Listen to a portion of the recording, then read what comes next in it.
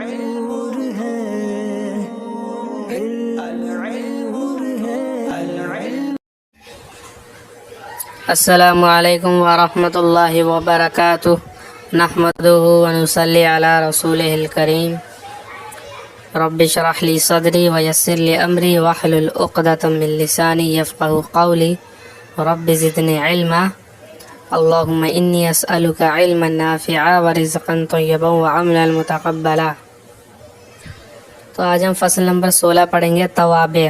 توابع یہ تابع کی جمع ہے۔ تابع کا لفظ ہم اردو میں بھی استعمال کرتے ہیں، یعنی وہ چیز جو کسی کے ماتحت ہو، یعنی کسی کے غلامی میں آتی ہے، مطلب اس کے جو ہے تابع ہونے کا مطلب کہ اس کے اجازت کے بغیر کوئی کام نہ کرے، یا پھر جو ہے وہ اس کے ماتحت ہو۔ ماتحت کا لفظ ہماری زبان میں بولا جاتا ہے، اسے تابع کہتے ہیں، اسی کی جمع توابع ہے۔ توابع تابع کی جمع ہے۔ تو آگے اس کی تعریف بتا رہے ہیں، واضح ہو کے، یعنی واضح ہو جائے کہ جب جملے میں دو اسم ایک جگہ جمع ہوں، دو اسم ایک جگہ جمع ہو جائیں جملے کے اندر، اور دوسرے اسم کا اعراب یعنی آخری حرف کی حالت، آخری حرف پہ کیا حرکت ہے، ایک ہی جہت سے پہلے کے موافق ہو، تو پہلے اسم کو متبوع اور دوسرے کو تابع کہتے ہیں۔ متبوع یعنی اتباع کیا ہوا، اور تابع اتباع کرنے والا، پیروی کرنے والا، پیروی کرنا، کسی کے پیچھے چلنا، تابع۔ واضح ہو کے یعنی یہ بات واضح ہو جائے کہ جملے میں دو اسم ایک جگہ اگر جمع ہو جائیں اور دوسرے اسم کا جو بعد والا جو اسم ہے اس کا اعراب ایک ہی جہت یعنی ایک ہی رخ پر ہو، ایک ہی رخ پر ہو، اور پہلے کے موافق ہو، یعنی جو پہلا اسم ہے اس کے موافق ہو دوسرا اسم، اور کس طور پر موافق ہو کہ اس کے آخری حرف کی حرکت جو ہے وہ پہلے والے اسم کی حرکت کے موافق ہو، تو پہلے والے کو متبوع کہیں گے، دوسرے کو تابع کہیں گے۔ مثال سے آپ کو سمجھا دیتا ہوں میں۔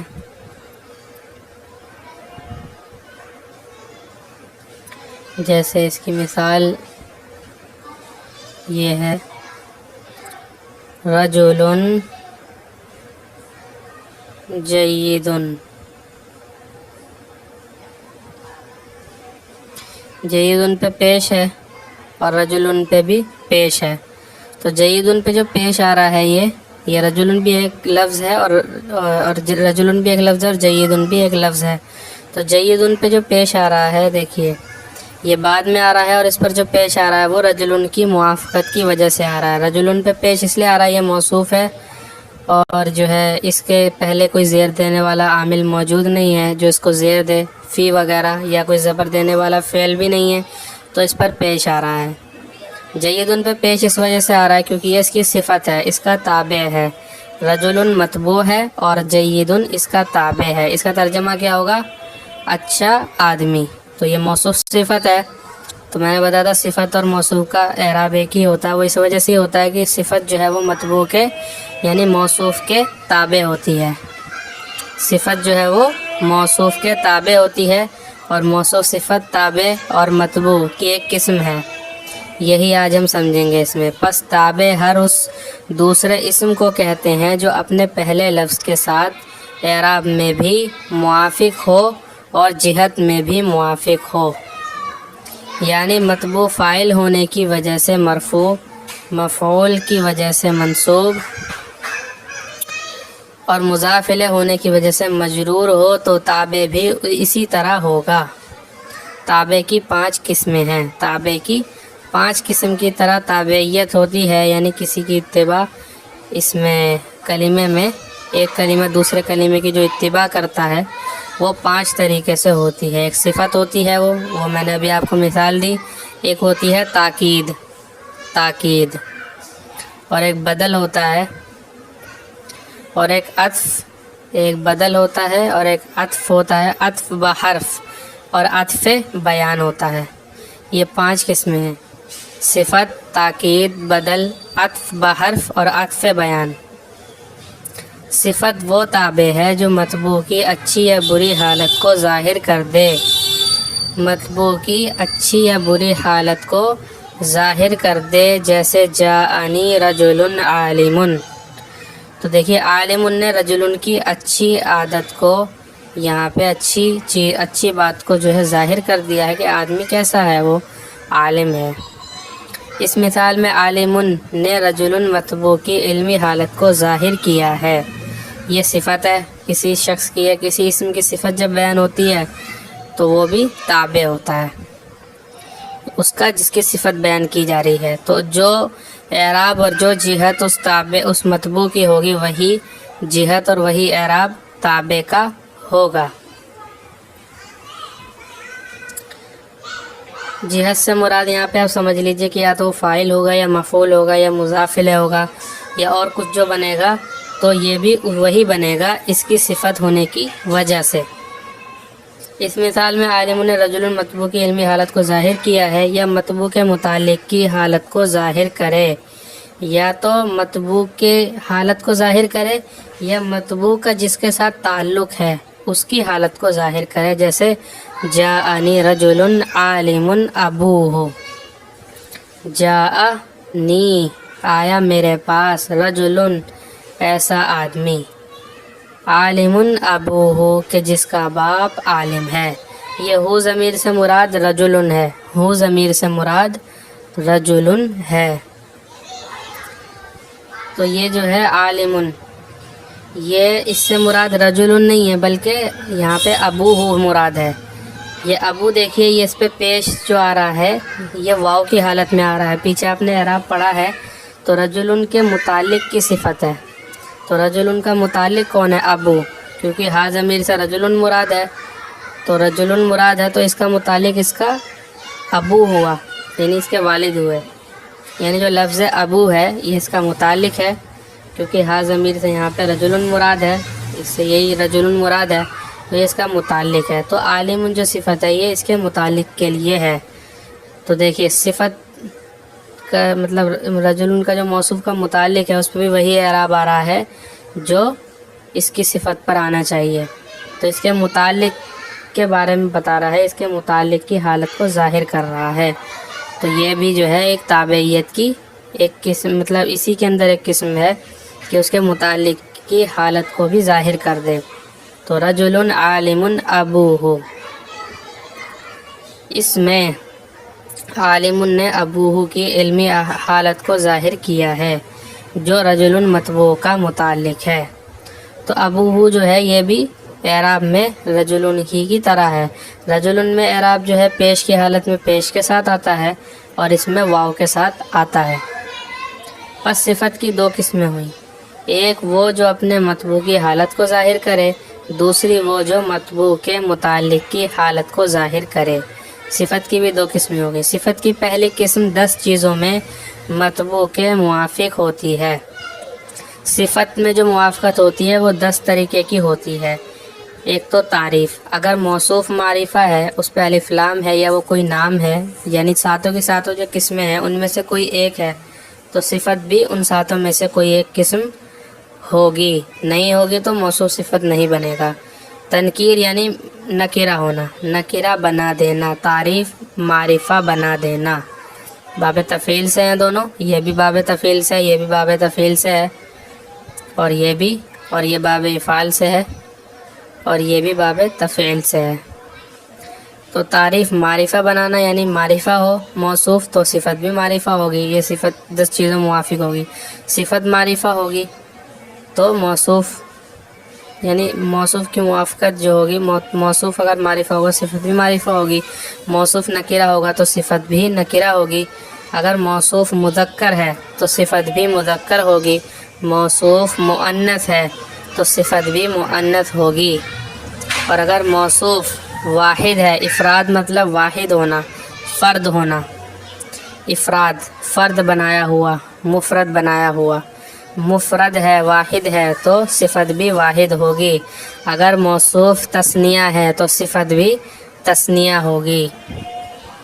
جیسے حدیث میں بخاری شریف کی جو آخری حدیث ہے اس میں جو یہ 2 لفظ ہیں حدیث پاک میں کہ کلمتانی حبیبتانی، یہاں پہ یہ موصوف صفت بن رہا ہے، یعنی دو ایسے کلمے جو پسندیدہ ہیں. کلمتانی حبیبتانی، ثقیلتانی خفیفتانی علی اللسانی، ثقیلتانی الی المیزانی. تو تثنیہ اگر ہوگا موصوف تو صفت بھی تثنیہ ہوگی، موصوف جمع ہوگا تو صفت بھی جمع ہوگی، برخلاف جمع مکسر کے کہ وہ جو ہے واحد مؤنث آتی ہے. اور اگر جو موصوف ہے اس پہ رفع ہوگا، پیش ہوگا، تو صفت پر بھی رفع ہوگا. اب رفع کسی بھی حالت میں آ سکتا ہے، پیش کی حالت میں چاہے واو کی چاہے الف کی. رفع اسی لیے کہہ دیا، ورنہ یہاں پہ کیا کہتے ہیں کہ ضمہ ہو، تو ضمہ نہیں کہا بلکہ رفع کا ہے. اور رفع جو ہے اس میں واو بھی آتا ہے، الف بھی آتا ہے، پیش بھی آتا ہے. ایسے ہی اگر موصوف پر نصب ہے تو صفت پر بھی نصب آئے گا. اب نصب جو ہے وہ بھی کئی صورتوں میں آتا ہے، زبر کے ساتھ آتا ہے، الف کے ساتھ آتا ہے، یا کے ساتھ آتا ہے، اور زیر کے ساتھ بھی آتا ہے، جیسے مسلماتن. تو نصب جو ہے وہ اگر موصوف پہ ہوگا تو صفت پر بھی نصب آئے گا. ایسے ہی اگر جر، تو جر کی بھی کئی صورتیں ہیں. جر یا کی شکل میں بھی آتا ہے، زیر کی شکل میں بھی آتا ہے، اور زبر کی شکل میں بھی آتا ہے. جیسے مررتو بھی عمرہ، تو عمرہ میں زبر کی شکل میں زیر آ رہا ہے، جر آ رہا ہے، تو جر جو ہے وہ کئی طریقے سے آتا ہے. تو اگر موصوف پر جر آئے گا تو صفت پر بھی جر آئے گا. اب وہ جر جو ہے اسی لیے جر بولا ہے، ورنہ کیا کہتے ہیں کسرہ، کسرہ نہیں کہا بلکہ جر کہا ہے. تو جر میں کئی ساری قسمیں آتی ہیں. مثال دے رہے ہیں، عندی رجل عالم، یہ رفع کی مثال ہے اور دونوں واحد ہیں. دیکھ لیجیے، رجل بھی واحد ہے، عالم بھی واحد ہے، یہ موصوف صفت ہیں. ایسے ہی رجلانی عالمانی، یہ تثنیہ کی مثال ہے، اور رجال عالمون یہ جمع کی مثال ہے، اور امرأۃ عالمۃ یہ مؤنث کی مثال ہے، اور امرأتان عالمتان یہ تثنیہ مؤنث کی مثال ہے، اور نسوۃ عالمات یہ جمع مؤنث کی مثال ہے. اس میں 10 طریقے سے مطابقت ہوگی، لیکن بیک وقت صرف 4 چیزیں ہیں، بلکہ 5 چیزیں جو ہیں 5 چیزیں جو ہیں ان میں مطابقت ہوگی. یعنی ایک وقت میں جو ہے 5 صفتیں ایک ساتھ موجود ہونی ضروری ہیں. یعنی یہ 5 صفتیں جو ہیں ایک ساتھ موجود ہونا ضروری ہیں، اور موافقت 10 چیزوں میں ہوتی ہے، لیکن اس وقت جس وقت جو ہے وہ لفظ ہوگا اس میں 5 چیزیں موافق آنی چاہیے. یعنی جیسے مثال کے طور پہ اگر واحد ہے تو اب تثنیہ ہونا موافق نہیں ہے. مطلب یہ نہیں کہ اب یہ دونوں تثنیہ کیوں نہیں ہیں، تو واحد جب آ گیا تو تثنیہ ختم، جمع ختم. ایسے ہی اگر معرفہ ہے تو نکرہ ختم ہو گیا، اور اگر مذکر ہے تو مؤنث ختم ہو گیا، اور اگر جر ہے تو نصب اور رفع ختم ہو گیا. تو بیک وقت میں جو ہے ایک ہی چیز 5 چیزیں موجود ہونی چاہیے، اور ویسے 10 چیزوں میں موافقت ہوتی ہے. یعنی یا تو رفع آئے گا تو اس پہ بھی رفع، اگر نصب آئے گا تو اس پہ بھی نصب، اور اگر جر آئے گا تو اس پہ بھی جر. لیکن بیک وقت تینوں میں سے ایک ہی چیزیں آ سکتی ہیں، ایک ساتھ رفع اور نصب جر تو نہیں آ سکتے. تو یہی اس کا مطلب ہے، یہی آگے بیان کر رہے ہیں. دوسری قسم 5 چیزوں میں مطبوع کے موافق ہوتی ہے، یعنی بیک وقت جس وقت جو ہے اس کی موافقت ہوگی. یعنی جس وقت جیسے یہ اسم ہے، اس میں اب اس وقت میں 5 چیزیں موافق ہونی چاہیے. جیسے یہ واحد ہے اور مذکر ہے 2 ہو گئیں، اور اس پر پیش ہے 3 ہو گئیں، اور یہ نکرہ ہے 4 ہو گئیں، اور یہ کتنی ہے 4 5 ہونی چاہیے. یہ نکرہ ہے اور مذکر ہے، واحد ہے اور مرفوع ہے، اس پہ رفع ہے، اور ایک چیز اور رہ رہی ہے، یہ نکرہ نہیں بولا شاید میں، نکرہ بھی ہے. تو 5 چیزیں ہوں گی، دیکھ لیجئے اس میں. تو بیک وقت میں 5 چیزیں پائی جانی چاہیے ایک وقت میں. تو اس میں یہی بتا رہے ہیں، تعریف، معرفہ ہونا، نکرہ ہونا، مرفوع ہونا، منصوب ہونا، مجرور ہونا. جیسے جاءتنی امرأۃ عالم ابنہا،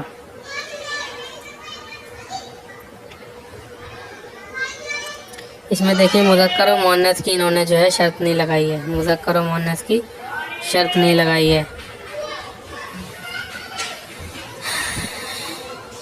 تو اس کو آپ سمجھ لیجئے. کہ دوسری قسم میں 5 طریقے سے موافق ہوگی، پہلی قسم میں 10 طریقے سے موافق ہوگی۔ یہ متعلق کی بات چل رہی ہے، یہ متعلق کی بات چل رہی ہے۔ اوپر جو میں نے بات بتائی تھی اس کا تعلق جو ہے اس والی بات سے نہیں ہے، تو وہ بات جو ہے آپ اس کو دھیان رکھیں، وہ الگ بات تھی اور یہ الگ بات ہے۔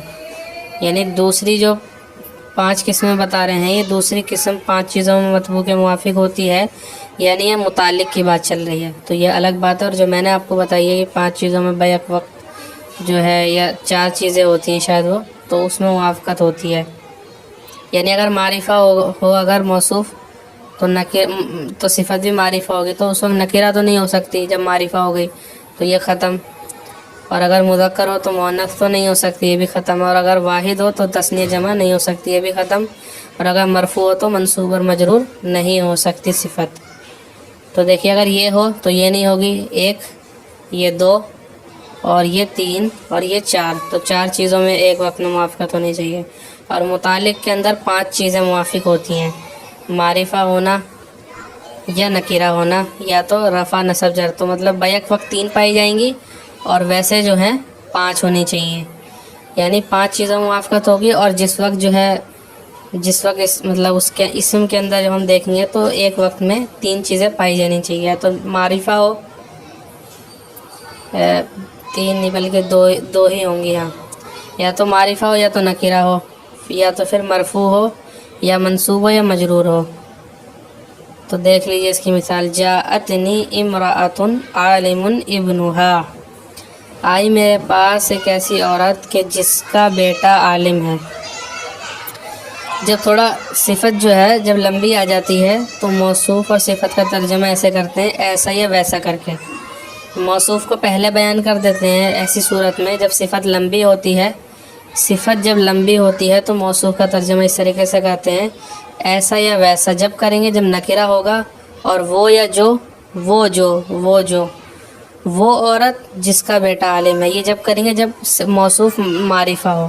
موصوف معرفہ ہو تو وہ یا جو سے کرتے ہیں، وہ جو کہ، یعنی وہ عورت جس کا بیٹا عالم ہے، یوں کریں گے۔ اور نکرہ ہو تو ایسی عورت کہ جس کا بیٹا عالم ہے۔ موصوف صفت کا ترجمہ یوں کرتے ہیں جب صفت لمبی ہو، اور جب صفت چھوٹی ہو تو پھر صفت سے ترجمہ کرتے ہیں۔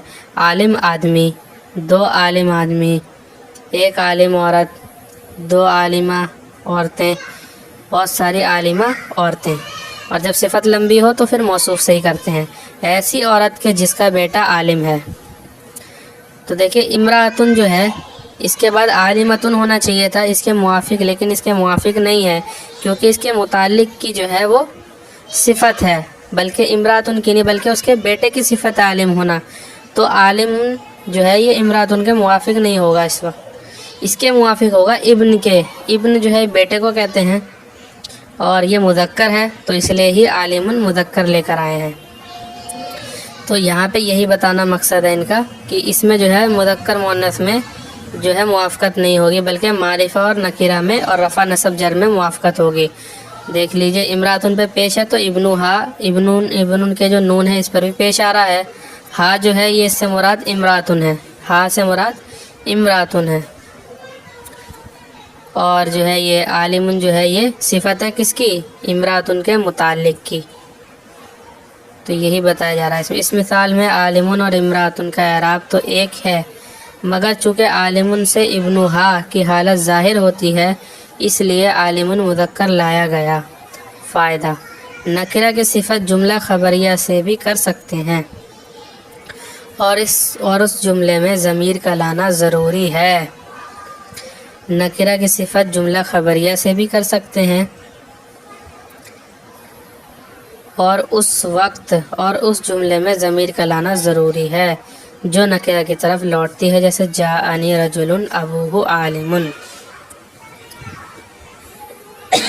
یعنی جیسے جملہ خبریہ کا ترجمہ کرتے ہیں نا، دیکھیں میں نے بھی ویسا ہی کیا ہے، یہی سمجھا رہے ہیں۔ یہ آیا میرے پاس ایسا آدمی کہ جس کا باپ عالم ہے، تو ہے سے دیکھیں ترجمہ کر رہے ہیں، جیسا لگ رہا ہے کہ جملہ خبریہ ہے، جبکہ یہ موصوف صفت ہے، جملہ خبریہ نہیں ہے۔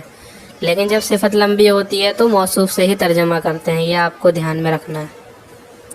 ترکیب، جاءنی रजुलन आलिमुन, जा फ़ेल और नून विकाया का या मुतकल्लिम की मफ़ूल बिही, या मुतकल्लिम की मफ़ूल बिही नून विकाया जो कि इसे मबनी रहने दे रहा है, यानी या अपने से पहले ज़ेर चाहती है। अगर जो है जा ई हो जाता, अगर हम सीधे ही या ले आते तो हम सीधे ही या नहीं लेकर आए बल्कि नून बीच में लेकर आए।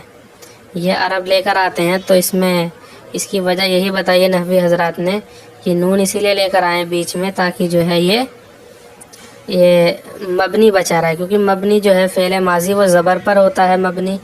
तो जब अगर हम या लाएंगे तो या तो अपने से पहले ज़ेर चाहती है, जब बिल्कुल आखिर में होती है या तो अपने से पहले ज़ेर चाहती है, तो इसलिए इसने ज़ेर चाहा तो हमज़ा पे अगर ज़ेर दे देंगे तो मबनी बाकी नहीं रहेगा, इसलिए बीच में नून लेकर आ गया जिसने ये या की तमन्ना भी पूरी कर दी और ये जा जो है ये मबनी बाकी रहा। इसीलिए इसे नून विकाया कहते हैं, बचाने वाला नून जिसने इसे मबनी रहने दिया, मबनी बचाए रखा।